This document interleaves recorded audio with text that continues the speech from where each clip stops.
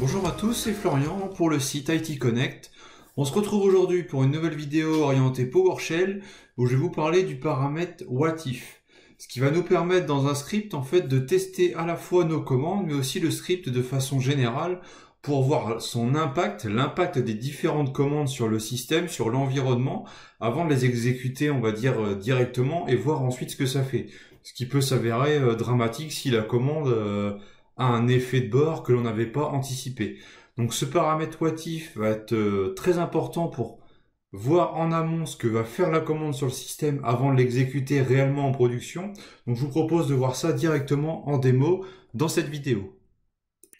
Alors il faut savoir que WHATIF, le paramètre WHATIF, est disponible avec la majorité des commandes PowerShell qui effectuent des modifications sur le système sous réserve d'implémentation par les développeurs directement. Donc au niveau de Microsoft, c'est généralement supporté. Après, pour ce qui est des éventuels modules développés par la communauté, c'est un peu du cas par cas, bien que ce soit vraiment répandu majoritairement.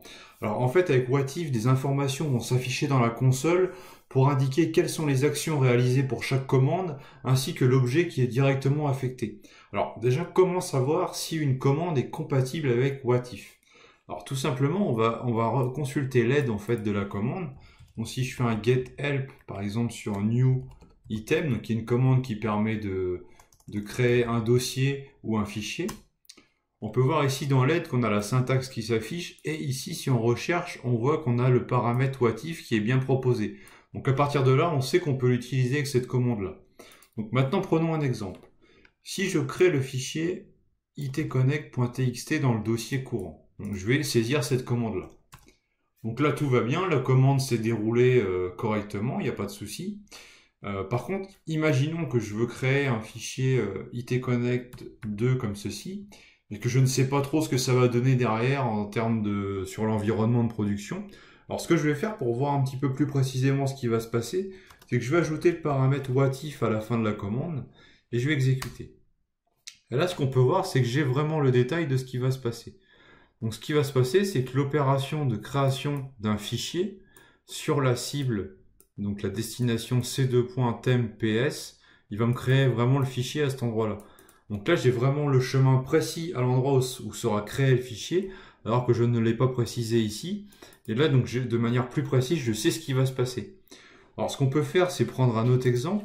Par exemple, si je veux stopper les process qui ont le nom qui match avec Explorer. Donc en fait, on ferait cette commande-là.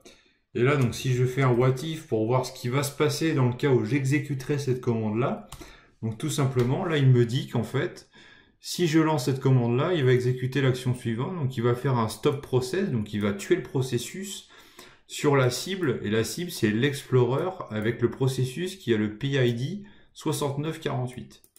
Donc si j'aurais 10 processus Explorer, il m'aurait affiché 10 lignes correspondant aux 10 actions réalisées par la commande que je vais lancer juste au-dessus. Donc voilà pour ça. Maintenant, si on imagine avoir un script avec, je ne sais pas, 20, 30 ou 100 commandes, vous imaginez bien qu'on ne va pas s'amuser pour chaque commande à venir ajouter WHATIF à la fin et puis après tout renlever. Ce serait un travail fastidieux et pas du tout pratique quand on veut faire du debug et tout ça. Donc heureusement, Microsoft a prévu le coup. En fait, on a une variable au niveau du système qui est WHATIF préférence. Et si on l'affiche, on voit que par défaut, cette variable-là, elle est à false. Donc c'est-à-dire que par défaut, WHATIF est désactivé sur l'ensemble des commandes-lettres que l'on va exécuter sur la machine. Maintenant, ce qu'on va faire, c'est qu'on va passer cette variable à vrai. On fait tout simplement un equals true, comme ça. Voilà. Ensuite, je peux réafficher la commande pour vérifier. Et à partir de maintenant, les commandes que je vais lancer et qui sont compatibles WHATIF vont directement s'exécuter en mode test, on va dire. Donc si je reprends ma commande getProcess comme ceci, mais cette fois-ci, je ne vais pas préciser le WHATIF. Je vais tout simplement la lancer comme ceci. Et là, on peut voir qu'il n'a pas tué le processus, mais il a seulement exécuté la commande en mode WHATIF, comme si je l'avais indiqué explicitement. Donc ce qui est intéressant, c'est que là, si j'exécute un script, il va vraiment l'exécuter en mode test, si je puis dire, pour afficher les différentes actions qui vont être réalisées. Et une fois que le script est au point et qu'on est prêt à le lancer en production, il suffit de repasser la commande sur false, enfin la variable sur false, pardon, et ensuite on repart en mode normal, et dans ce cas-là, le script va s'exécuter et va directement impacter l'environnement, impacter le système.